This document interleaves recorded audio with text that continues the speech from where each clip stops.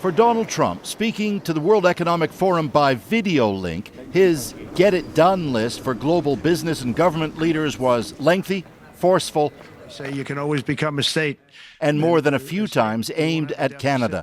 Canada has been very tough to deal with over the years. And his reiteration of tariff threats against Canada said to have brought gasps in the crowd, seeming to suggest if Canada doesn't do his bidding, the U.S. could simply stop buying.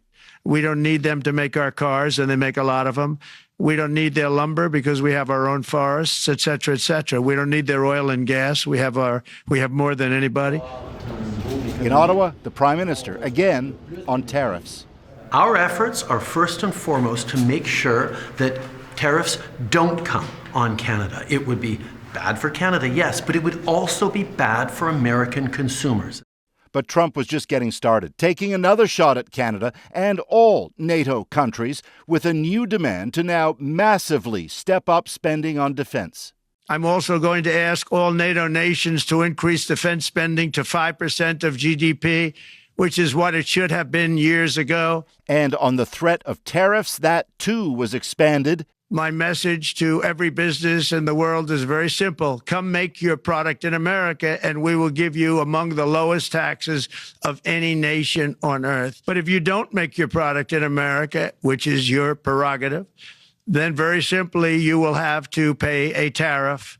And there's more. He called for oil prices and interest rates to drop, suggested talks with Russia could reduce nuclear weaponry worldwide, and said he'll be asking Saudi Arabia to invest $1 trillion in the U.S. That's a good one. Birthright. But back in the U.S., a setback for Trump. That executive order he signed, ending so-called birthright citizenship in America, now blocked by a judge in Washington state who called it blatantly unconstitutional. And very soon after that ruling, Adrienne, Donald Trump made clear he'll appeal it. And Paul, Trump kept up a pretty frantic pace today, signing even more executive orders. That he did, Adrienne, a number of them.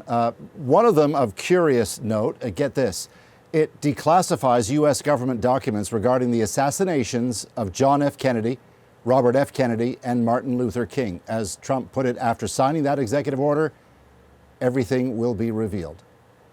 All right, Paul Hunter in Washington for us tonight.